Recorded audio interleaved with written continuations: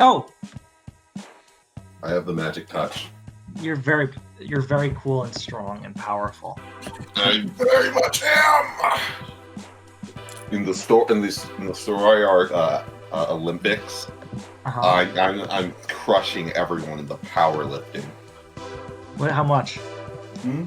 How much? What number? What's a number that you can lift? Probably like 40 pounds, but I bet that's more than most people here can do. Is that one arm or two arms or three? It's 6 fingers, dude. Which 6? Well, is it the same 3 on each hand, or is it like all like 5 on one and then a thumb? That's exactly what it is. It's 5 on my left hand and then my right thumb. And I'm right-handed, so that's like pretty impressive. I'm doing it with my non-dominant hand. Well, that's what the guy from Ratatouille did. With Which the one guy? thumb. Oh! He's the guy who killed someone with his thumb. Yeah. Dude, Ratatouille's so good. What? It's a good film. It's a good film. Agree. Maybe I wish the guy who killed the guy with his thumb won, though, because maybe I do want a little Gusteau microwave meal. Yeah. I bet that's scrumptious. Yeah, I think I would not want it because at that point his legacy and his food is already kind of tarnished. It might suck. But you don't know this. You don't know that history. I don't think it will suck, and I don't think the food would suck. He seems like a pretty good chef. Seems good at what he's doing. But he's dead. You can't. That's He doesn't make it. It is the case that whoever's making that microwave meal is not. It's not going to be Gusteau's recipe. Well, it's Gusteau's recipe, right? But it's just like not his hands. Well, the point is the guy is like profiting off Gusteau's name. Yeah, I'm fine with that. You have to change the recipe. You have to change the recipe to make it microwavable. You can microwave anything.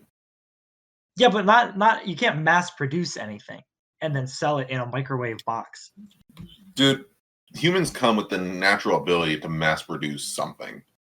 We can mass produce other humans at an alarming fucking rate. It's insane. You can't just tell me we can't mass produce something. That's insane. Okay, Gusteau's name, Defiler. And proud, in fact. How many pounds could Gusteau lift? It depends on how many fingers he's employing. All of them. I don't know. How much does he weigh? He's a big guy. He's a pretty big fella. Well, is this real Gusteau or Ghost Gusteau? Because Ghost Gusteau couldn't lift shit. Yeah, Gusteau is not real, so I don't think he's lifting anything. Well, it's not even like a Ghost Gusteau. It's just a part of Remy's imagination. I'm going to be a 3 billion with you right now. What the fuck? I thought you guys like Gusteau isn't real. Yeah, but Ghost Gusteau. Also, yeah, Luke's right. It's not a Ghost Gusteau. It's not a Ghost Gusteau. It's part of Remy's imagination. Okay, dude. Nice he's not real within the not real world of Ratatouille. He's like double fake. I think you might be double fake, dude. I'm double real. At least, you know what I'm glad? I'm glad that Remy is still preserving Gusteau's memory in the Ratatouille world. Yeah. Whoa! Yeah. Holy moly! Hi, everyone. Holy moly! Oh my gosh, that's so beautiful. My name's Scott. My name's Dre. And I am Luke. And as Dre so masterfully transitioned, today we're going to be talking about video game preservation, accessibility, and sort of all of the accoutrements that come with that. I did not even realize that was a transition at first, but now that you mentioned it, no one did. It was fucking smooth. I couldn't handle it. Yeah. What show are we going to be doing this conversation on? What show? Yeah. Show? Yeah. What do you mean? The name of the show. We haven't said the name of the show yet.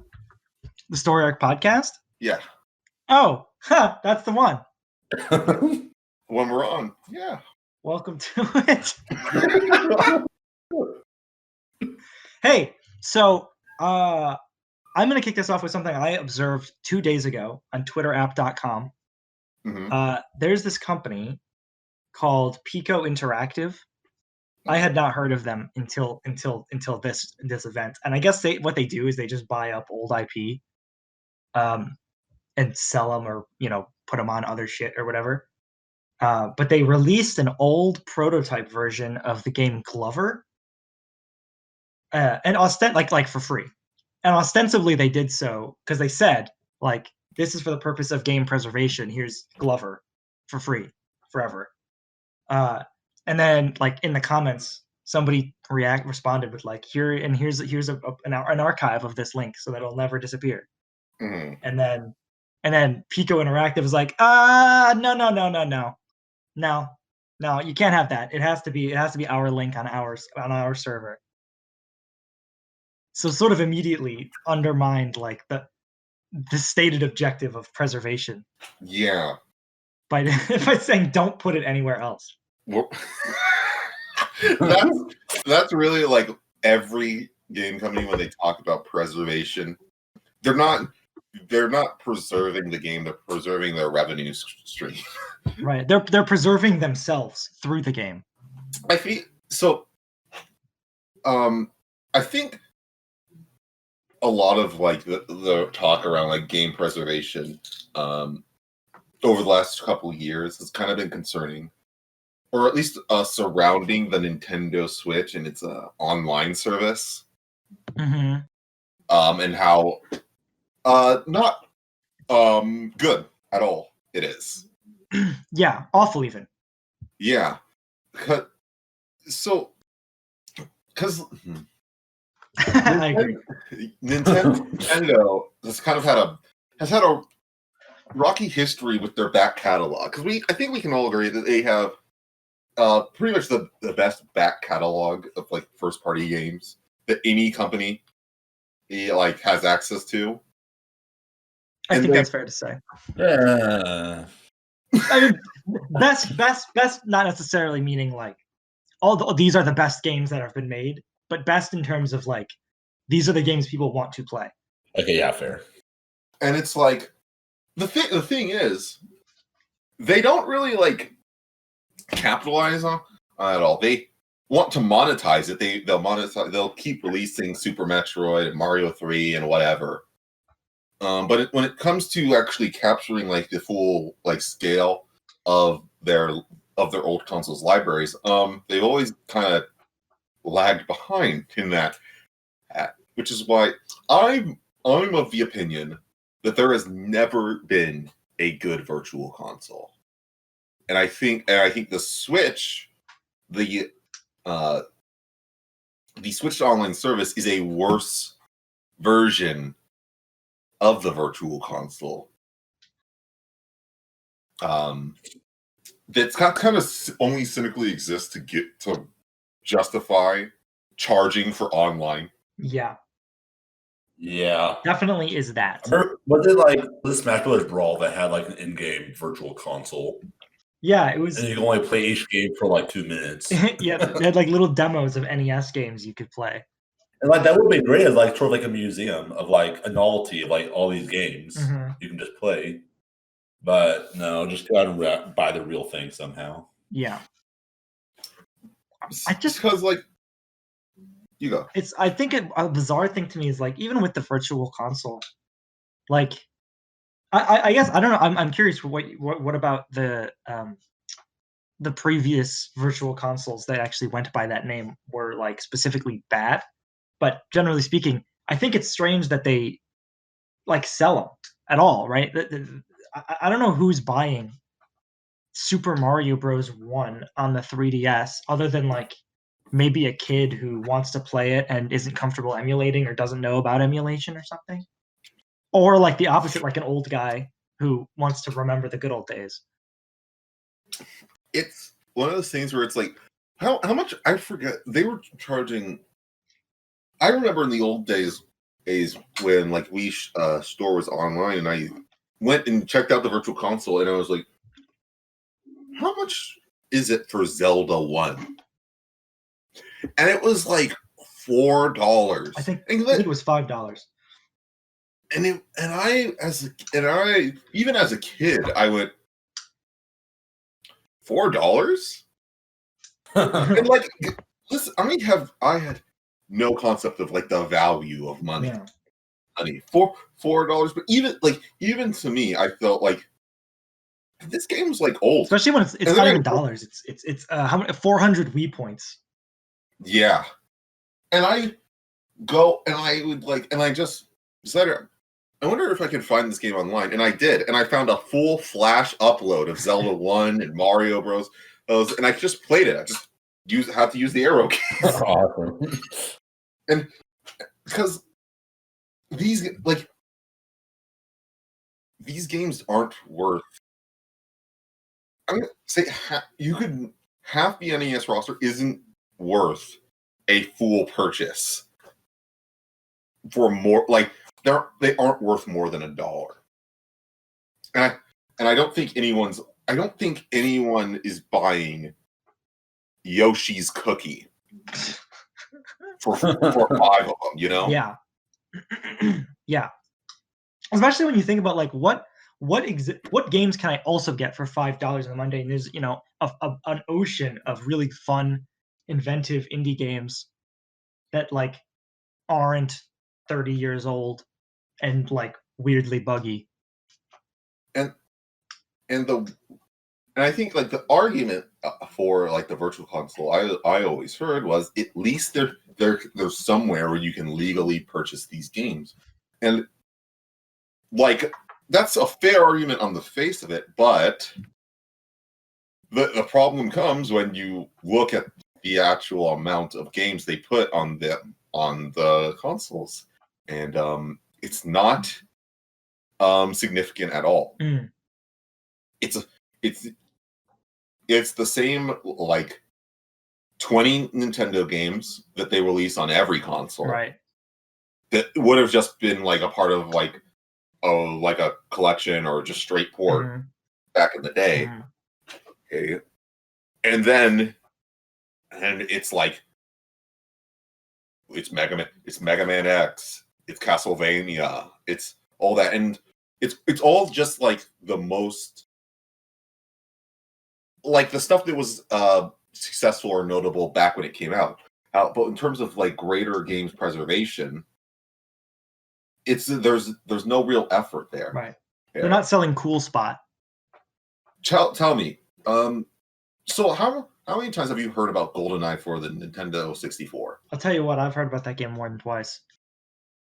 I've heard it more than once. More than 007 times. More than none at all. Yeah. and on many people like on like GDC conferences will still reference GoldenEye from the Nintendo 64, major like step in like first person shooter design. You can't buy it anywhere legally. Well, unless you have a Nintendo 64. The game is massively important, and if you actually cared about preservation, it would be one of the first Nintendo 64 games you think of.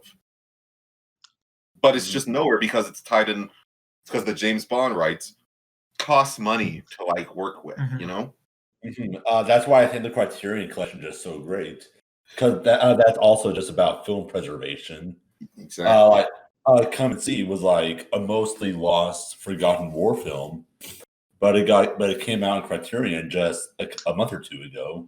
And now people are rediscovering it. Whereas like back then, you could like not find it anywhere. Right. And there's like there are a few game preservation like organizations, but none that really have like that much support or have have like none that can really like do their job fully, because the difference between like a film and games, right, is if you have what was the name of that movie again? Come and See. If you have that movie, and you can just and you can show it to other people, you can get it on disc, get it on digital, and people can watch it and experience it. Uh-huh. The thing thing is, to preserve GoldenEye meaningfully, so people can engage with it, they need to be able to still play it. Mm-hmm. So just preserving a copy and putting it in a museum or whatever doesn't really work. It's not. You're not actually preserving the game. You're just, this copy exists. You're not preserving the game. You're preserving the physical object that it's representative of the game. Right. People need to be able to play GoldenEye or Street Fighter 2 or whatever to actually get a for its memory to actually live on. Mm-hmm. And there's no real service that's allowing you to do that. There's no service where where you can purchase just these old Nintendo 64 for NES or Super Nintendo. Or Sega Saturn. Where are you finding B tier Sega Saturn games? Nowhere. There, you're finding them maybe Saturn. On emulator. You might find them on Saturn. Yeah.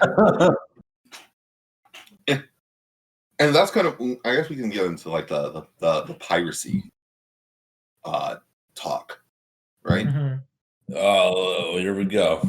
Going to the history of piracy. Mm-hmm. Well, in 1727, James Garfield invented the boat.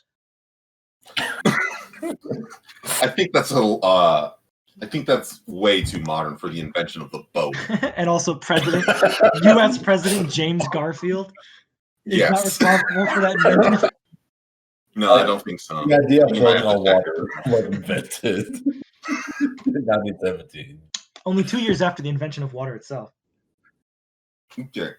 Where do you guys stand on piracy, emulation, and such? Do you do it? Do you? What I do is if something is not able to if I'm not able to get, okay, I'm sorry. If I'm not able to physically get my hands on it and I can't find it anywhere else, then I would have to get myself to pirate it. Then hopefully down the line, if I find it somewhere, I can just spend money on it to support the filmmakers or the designers or whatever. Mm-hmm. Mm-hmm. That's actually that to support whoever created it is a really great element, I think, of the piracy argument, because there's a lot of circumstances where buying it through whatever official means doesn't actually support the developers at all. Mm-hmm. But in any case, yeah, I definitely pirate games, specific and most movies I watch too. Not, I guess, out of any particular moral reason. I prefer to buy things if I can, or if a reasonable avenue is provided. Right. But there's just some circumstances where either that avenue doesn't exist, or it's not feasible, or it's unreasonably priced. Oh, this is a great example. Okay, so today, as of the day we're recording this, Kingdom Hearts got announced for PC, all of them. Yeah. I had not heard this at all. I didn't hear that at all. But it's going to be an Epic Games Store exclusive. And that's awesome. And so on PlayStation 4, you can get, what is it, the Story So Far, I think it's called, and it's $30 on PlayStation 4 for all of Kingdom Hearts up to that's insane. On Epic Games, if you got all of the Kingdom Hearts games that they're putting on, all of the Kingdom Hearts games going on Epic Games, I think it would run you about $200. To get everything. It's $50 for Kingdom Hearts 1 and 2, $60 for 2.8 or whatever that is, and another $60 for Kingdom Hearts 3. So the Story So Far is not in a single bundle. They're not. So my understanding is that the Story So Far is they took and sold them as a bundle. So on Epic, it's just not. There's just no bundle. You just have to buy them separately, and each one costs more than the bundle. That's crazy. Madness. Right. So my first thought, I saw a tweet that was Kingdom Hearts on PC, and I was like, oh wow, this is great. Maybe I'll play Kingdom Hearts now. And then immediately I saw the prices, and I was like, oh, never mind. That's Yeah. I'm not gonna do that. It's one of those things because you're not supposed to ever admit that you support piracy because it's a real bad look. It's okay. I'm a One Piece fan. Oh, okay. But it's one of those things where it's like the power not to buy something is one of like it is like it's a small bit of power that a consumer has. Mm-hmm.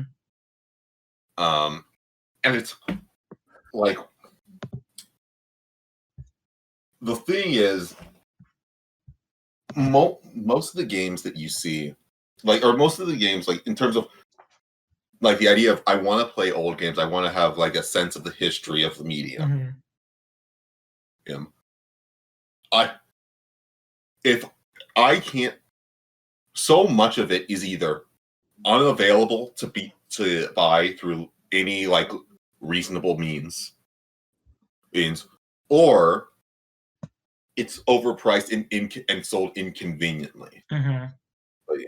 And while I buy most of the games I play, I do believe in supporting the people who make the things you enjoy. Right. When it comes to say GoldenEye, no one's getting hurt. Right. And if I have no means in which to support the original developers, and I think it would be, if you're a game developer, right? Mm-hmm. Right, you should and you're working on your first person shooter, you should probably have a broad knowledge of past first person shooters and like how and like their design and just like how they work. And like should you need to buy an N64 and a copy of GoldenEye and a TV that's compatible just so you can get it like a basic understanding of how the game works? Mm-hmm. Like you don't need to do that to read a book. You don't need to do that to watch a movie or listen to a song. On the only time, like the amount of money it takes just to interact with games that are 20 years old. Mm-hmm. Is insane. Right. And like if you want to support the GoldenEye devs, the best thing you can do right now is buy the ukulele. Like that's how you support the GoldenEye devs in 2020, 2021 even. It's not like it doesn't like everything you're saying. I was just gonna say what you said again. It's actually an interesting way to look at it. Just like finding some roundabout way of supporting the developer, even if you can't like get a hold of what exactly it is you're supporting. Mm-hmm. But like there's just some old games where no matter how you acquire it, the people who made it are never gonna see it. Like any you buy Final Fantasy 9 on your Switch, the people who made Final Fantasy 9 are not getting that. No, that's not going to. I know way too many people that like they're able to afford the time and money to actually buy something, but they just pirate it anyway. And it's that where I have problems. Mm-hmm. And but even then, like there's the question of like efficacy, and like, if you're like how much, like with most AAA games nowadays, right? If you actually like try and like find like the actual like price breakdown of like where my money's going on the purchase, it is almost always like less than like $5 will be seen by anyone who worked on the game, and the rest of it will gets carved up by whatever retailer you bought it from, CEOs and retailers. Right. Mm-hmm. But like that's kind of like a different conversation in terms of like the efficacy of piracy and such. I'm in terms of like purchasing power. Mm-hmm.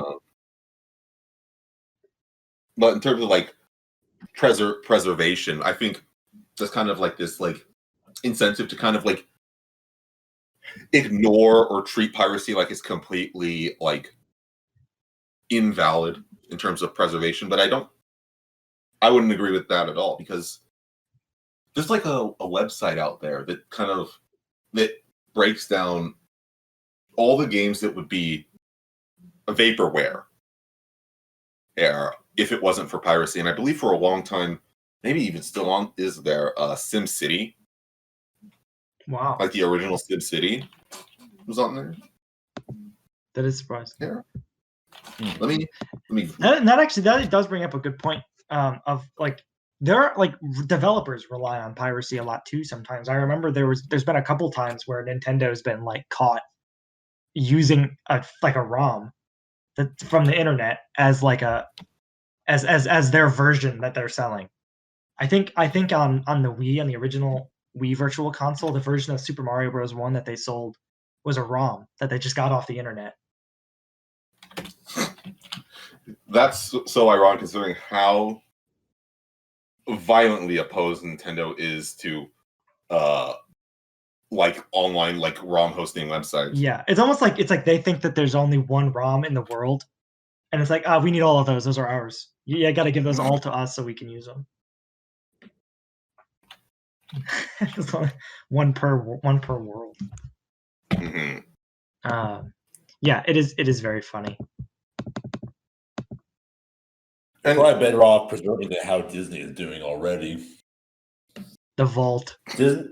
Disney constantly just like hides stuff in their vaults. Like I'm pretty sure Song of the South, and that's just redone, where it's just like not even like the same it was anymore. Oh, that's like another thing with like. I was thinking about this. I've been thinking about this for a while. Final Fantasy 15.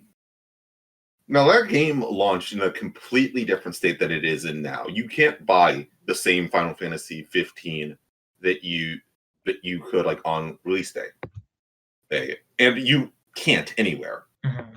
The original Final Fantasy 15 is effectively gone. You just can't play it anymore, and that's kind of like the thing with like kind of like modern games and the constant patches. It erases the previous version of the game, and meaning kind of like that historically that game's lost, and that's especially weird now, because most of the reviews you can find of games are written when it comes out, and those reviews are based on a version of the game that no one can access anymore. Right. It's like the biggest written record about the game is not totally really accurate to what the game is. Mm-hmm. I think like MMOs run into that problem a lot too, because they're just intrinsically based on adding new content to a constantly running world that there is no way to revisit without also like removing a bunch of stuff that other people did. Right. And there's like I just lost what I was about to say. I'm sorry, dude. I'll step in. I'll steal your spotlight. Thank you.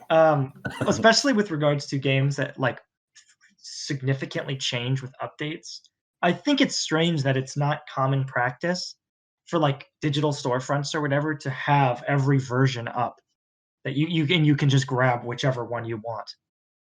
Yeah. I think I don't really know what the disadvantage would be of having that. I guess it would probably take up space to store all the different versions, but I don't. I'm not technically knowledgeable enough to know if that makes sense.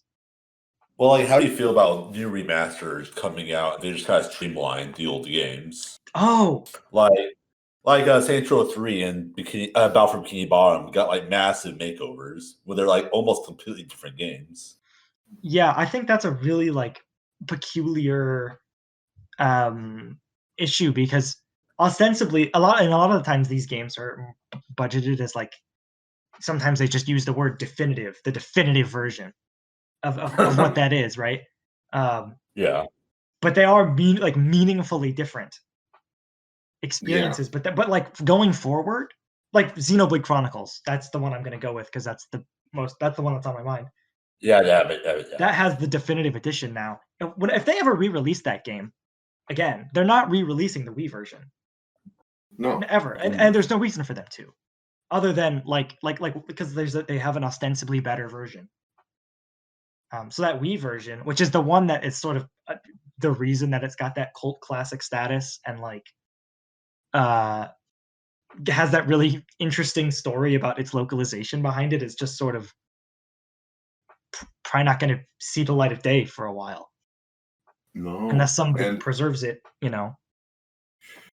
otherwise. I kind of feel it's like, to me, similar to like the Star Wars special editions, right? Mm-hmm. I don't really mind that special editions exist. The problem is I can't find the original.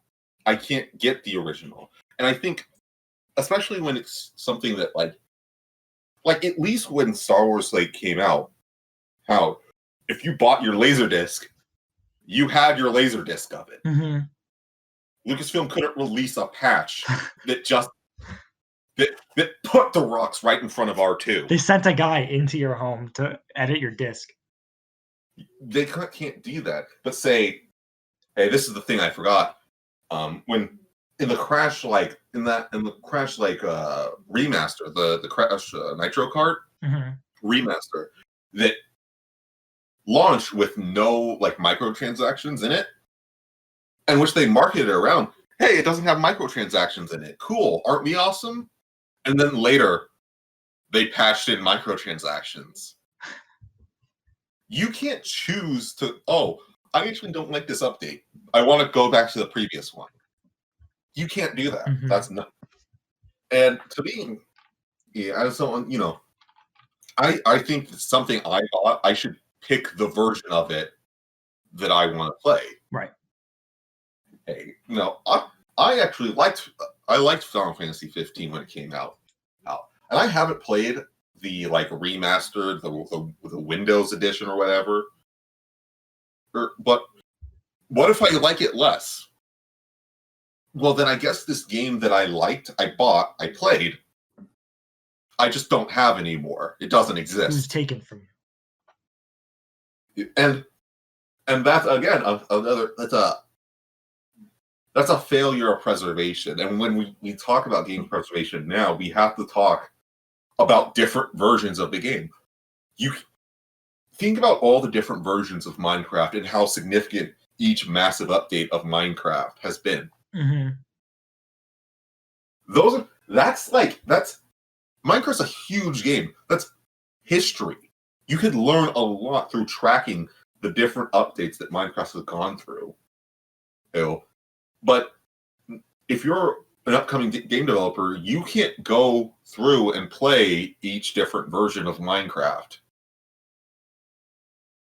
At least you can't legally. Mm-hmm. You can't buy Mojang. You can't buy that from Mojang. Certainly not on console. No, especially not. I would even argue that Minecraft is not even an indie game anymore at this point. No, and so if someone were to just create a fan game that's essentially just version 1 of Minecraft, Microsoft would just get that within a second. Yes. Infiniminer's got no luck. Infiniminer? Just keep digging? No, that's the game that Minecraft's based on. Oh. Minecraft's based on a game called Infiniminer, and then it just actually it was just extremely successful, and Infiniminer got left in the fucking dust. Oh. Damn, another bad thing Notch did. Plagiarism. Maybe it is. I don't know. I just know it's a cube world and mining, obviously. Mm-hmm. It's kind of funny you brought up Microsoft because I think they're kind of their recent, I guess it's not recent anymore, but Xbox Game Pass, I think, is kind of to me, it at least is a potential sign of like better games preservation. And it's like, and it's really early days. So I could be like chewing on these words, or it's like in like 2 years or something. But I think the idea of this like this PC marketplace, you can buy all these games. And it has a wide swath of like Microsoft's back catalog and their current stuff, and kind of like Netflix, but hopefully stuff just stays on there. They don't get to take things down and put them back up when how they feel or how the rights shake out. And I think a service like this, its express goal is we want to preserve gaming history. We want to reach out to all these different companies. They can sell it here. They can sell their stuff here. They'll make the money. But we want to keep this software, this marketplace, open for everyone to be able to experience the full history of gaming. I think that's an idea that could really work. Or something like a Criterion Collection, but it keeps games like playable. Because ultimately, a game, if it's not playable, then it's not. It doesn't hold its true value. I've always thought that a Criterion for gaming would be interesting, but it would probably be so much harder to make. Because you have to deal with like multi-platforms and licenses, and just a whole bunch of just boring nonsense. It's definitely like a hard. It's a hard thing to even like think of because we're so like not used to like thinking of gaming as like an art form that needs to be preserved, and the industry itself doesn't want us to think about it like that. They really like us thinking of games as purely products. Yeah. I think it's an issue that like meaningfully cannot there cannot be like a real solution without like companies aren't going to sort it out themselves. There's no incentive for them to do that. So there has to be some sort of governing body that says, okay, listen, after 20 years, a game is officially it goes to the archive, and people can just have it. And you can make a remastered, better version of it if you want. Still sell that. That's technically a new product, and you could still benefit from that. And people might benefit from that too because there's there's a demand for remasters and remakes and stuff. Beyond just making it accessible, people want to see like improvements and changes. But yeah, I don't think there's ever like even Game Pass to me doesn't. I never really got the impression of Game Pass as a preservation tool. I really have only ever sort of felt like it's Netflix. Right, and it's not. I don't think of it as like, oh, well, this is its purpose, Right. But I think it could operate like if Nintendo wanted to do their kind of Game Pass, because the problem with Virtual Console, one of them, is they have it for a console and then they completely wipe it, and then they start from the beginning for each console that they've done it for, and for the Switch one. They haven't even been like building it up. It's like, oh, we'll drop 3 games whenever we feel like it. Well, the Switch one's weird, particularly because I feel like there's a lot of glaring absences, especially like third-party games. Like there's no Mega Man X in the Switch one, probably because Capcom is selling Mega Man X on the Switch separately. But they do have like weird games that I wouldn't really think to put on there. I mean, and it's the kind of thing that people get upset about because every like 3 months, whenever they ordain to add games to it, it's like 3 new games coming to Super on Switch: Billy's Bounce House, Timmy's Trumble Fumble, and Gonk coming to Switch. And it's like I've never heard of those games, but maybe they're good. I don't know. They got Gonk. There are like a few like games like since like games are like were like declared like an official art form by our government, and like damn, that was over 10 years ago at this point. They do. There is now like they're preserved in the. There are some that are preserved in like the Library of Congress. It's probably right next to Obama's Wii. I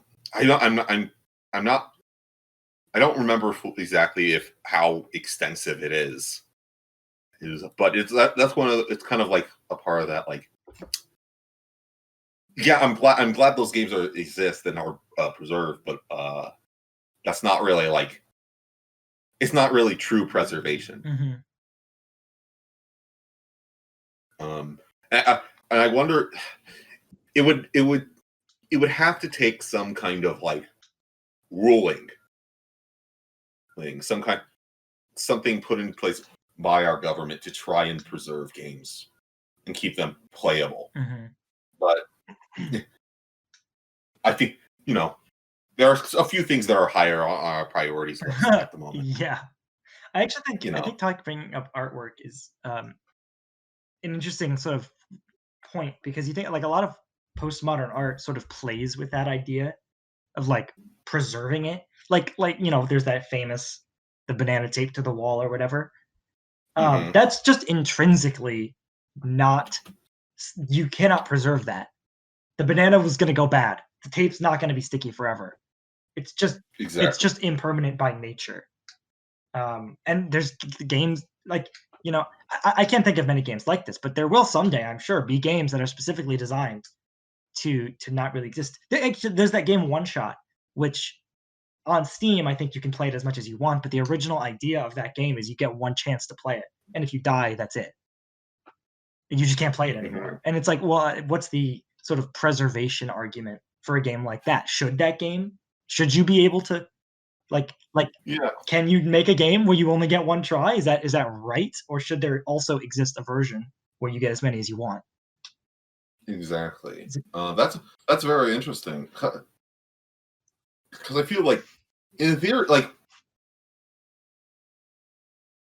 in some ways, yes, obviously it should be preserved, even if that kind of defeats the purpose, because it's, the inherent, like, human desire to, like, well, it happened, we should remember right.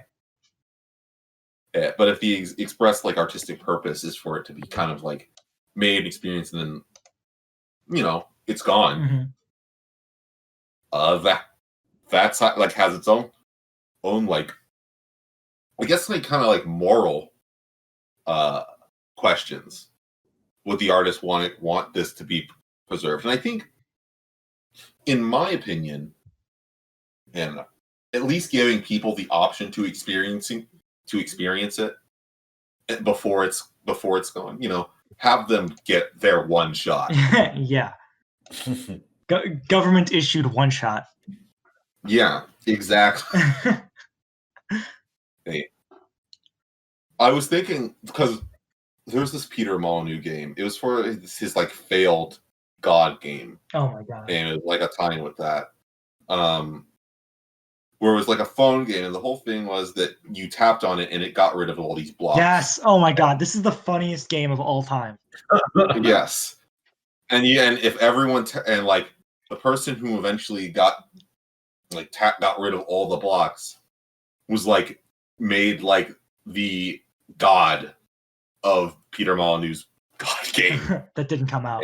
Wait, no, I remember. It did. Did it? Kinda. Oh. It was like in early access or something, and I think it's still there. I remember It got stuck. Peter Molyneux. Holy yes, it was. Oh my god. The Cube. And it's like, how do you preserve? How do you preserve the Cube? Yeah, if it's 2040, right?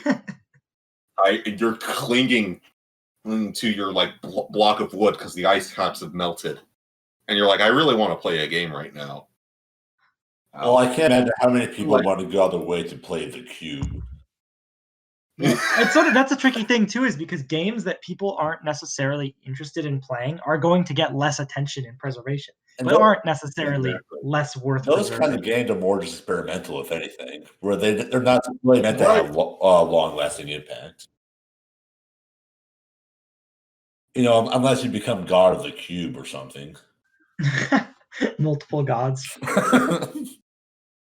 that have come back, like that people have like revisited, and it said, oh well, this is actually rather important. Like hell, that's like if we got rid of like half of the dumb trash from like the 70s and 60s, all those trashy movies that no one's like going back and rewatching. Where do we get half of the Tarantino movies? His entire thing is, hey, remember that piece of shit movie that I watched when I was 12? What if I remade it? Yeah, I think that's because just because I guess the game itself isn't really probably worth revisiting. Like there's not much fun to be had. It probably, I mean, I think that cube game is like a really cool idea of having everybody work. I like and I'm sure other games have and developers have seen that game and thought about it and been like, that's an interesting idea. Like this might be a stretch, but it kind of reminds me of Death Stranding is like stuff you build in the world impacts stuff other people build, even though it's a single player game. I can tell you, Hideo Kojima probably loves Peter Molyneux. He loves the cube. Yeah, so I seem like I mean, and I have no proof of that, but I wouldn't be too hard for me to believe that Death Stranding wouldn't be quite the game it is without the cube. Look, hell, Demon Souls wasn't a big hit, and easily could have been in like just a forgotten early PlayStation 3 game. And if it bombed harder, and FromSoft never makes Dark Souls, and the Souls and like the Souls games never become the game industry's darling, and we don't have like this generation of Souls likes. I guess Demon Souls is just lost, and there's no. And like, does that seem like right? How many other like Demon Souls have there been? Games that could have led to massive trends, massive game industry changing trends, but they just didn't sell quite enough. Maybe IGN gave them a 6, and then they faded away. Mm-hmm. Hey, and it's like those, spare a thought for the games you've never heard of. I've been trying to play more games I've never heard of.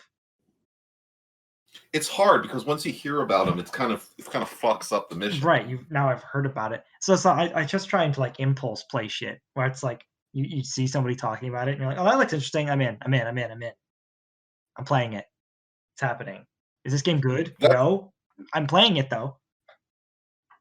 That's part of the reason I wanted to do, my Virtual Odyssey series on thestoryarc.com. I wanted to see all the other games that the people here and some of our other friends play, because I'm sure there's shit there that I would never have played. Mm-hmm. And I had no interest in it. And it's like, and it was basically like, well, let me see every corner of my friends' gaming interests. Let me see what some of their favorite stuff that I never thought I would catch myself playing would be. And then I found out that you guys have real boring tastes. You guys just like all the shit everyone likes. And you had to play Xenoblade Chronicles for your entire life. Yeah, I definitely did. Hey everyone, Virtual Odyssey starting back up again. I finished it. He did it. Coming soon. So, genius. Okay, something. This is such a cut from how we were having our conversation, but it's something I want to bring up. Is games that are built with console-specific mechanics, how you preserve them off console. The reason what made me think of this is in Metal Gear Solid. I recently played that for the first time on the PlayStation 1 Classic, which is for some reason only available on PC on Good Old Games, aka GOG, and none of the other major digital fronts. That game originally has this bit in it, spoilers for Metal Gear Solid 1, where you're fighting a boss and you can't hit him no matter what you do. And the trick is you have to take your controller out of the socket and put it into the player 2 socket, because he's like in universe, the boss is reading the player 1 input, not the player 2 input. Yes. When you play it on PC, that trick doesn't really work. What happens is I was playing on a controller, and I don't know how they do this if you're playing on a keyboard. I was playing on a controller, and the kernel showed up and said plug the controller port into slot 2. But the text said, the subtitles said use the keyboard. So I had to learn the keyboard control. Ooh, excuse me. I had to learn the keyboard controls. I had to learn a completely different control scheme for this one boss. And then I could go back to playing the game like normal. If you're playing on keyboard, I don't know what they do, because they can't assume you have a controller. Yeah. So I don't know how that works. And that's the kind of thing that sort of gets mysteriously lost, I think. And there's a whole myriad. This is especially like this is a fucking Nintendo thing, big time, because they all have all these like touchscreen, microphone, amiibo, all that crap. That it's just like, if you put that on a computer, it doesn't work. Even looking at like Wii U emulators, it's hellish. It's because it's just like you have the game, and then you have the small screen like somewhere else on your screen, and then you make that screen bigger, and it's like, how are we going to play Wii U games in the future? Because it's going to be hard. Here's the joke. Here's the part where you put in the joke. We didn't even play them when the Wii U was out. Oh, hey, oh! I mean, it's a really interesting point, particularly with the Wii U, because the reason one of the big funnies of the Wii U is it had no third-party support, because developing for that second screen was hard. It was hard to find a way to use it in a way that mattered. And now it's also shackling those games from being brought into the future. All the Wii U ports on Switch have weird compromises they have to make, because they originally used this other controller that's not around anymore. And it's like, and those had like unique experiences where the whole thing was that you're physically removing your eyes from the screen to look at something else. Like Zombie U, or as you can play it now, Zombie. Zombie misspelled. Zombie is just like the funniest title.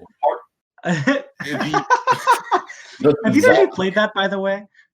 I played Zombie, and guess what? It's lame. Yeah. It's lame because I can tell that a lot of like the inventory and map stuff, the tension was supposed to come from me looking down, having to take my eyes off the screen to look at something else while I'm surrounded by threat.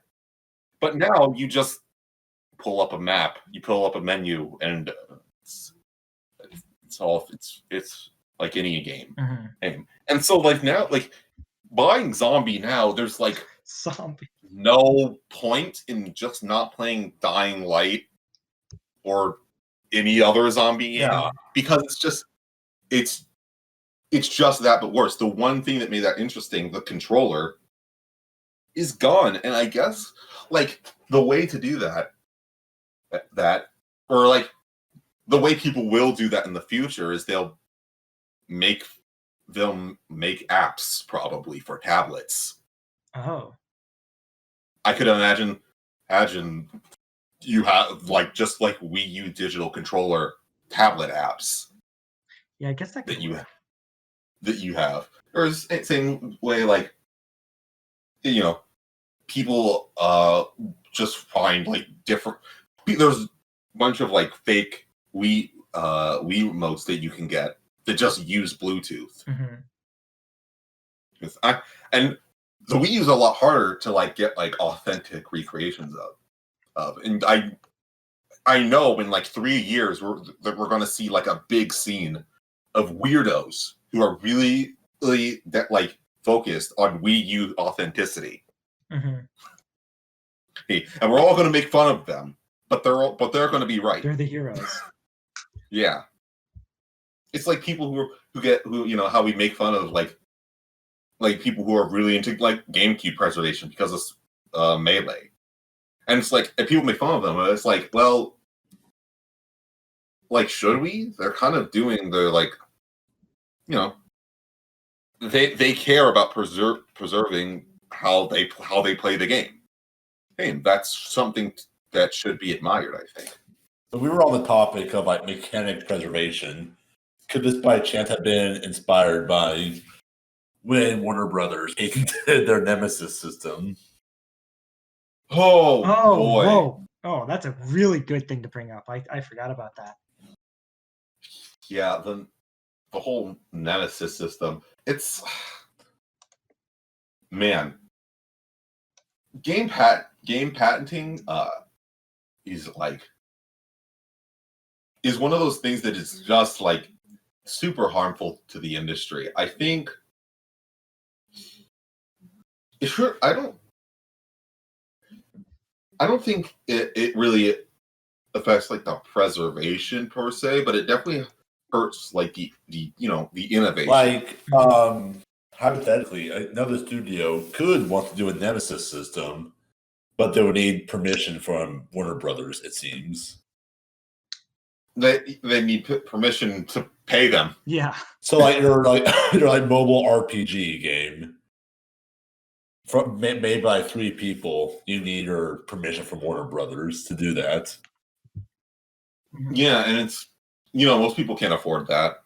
Most people will most people won't pay that, and the solution will not be like, oh, we got to drum up the money to pay Warner Brothers. The solution will be, I guess we won't do that.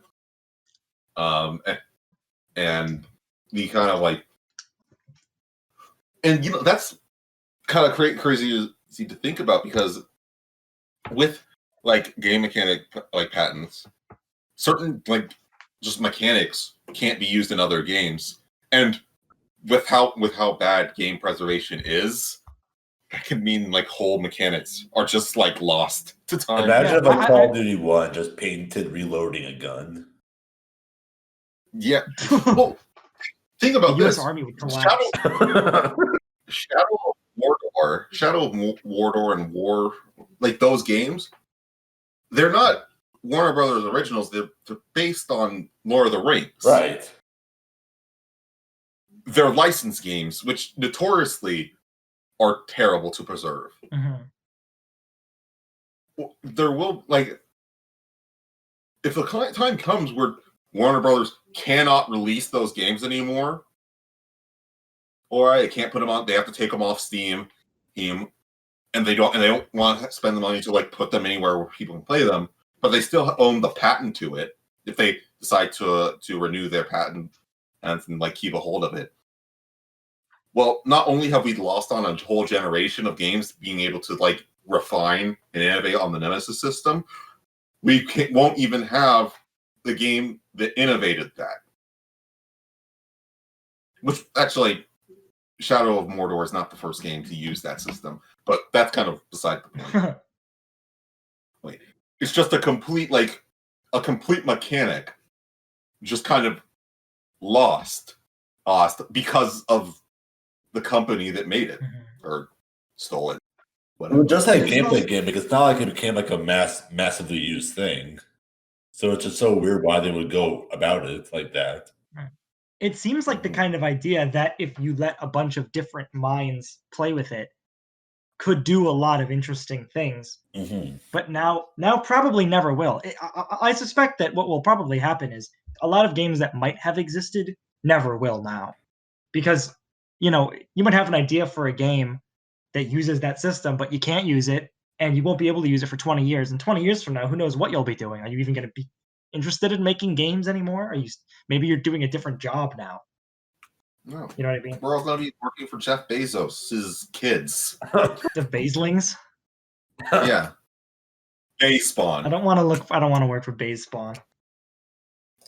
That's not very based. Sorry, friend. Man. And it's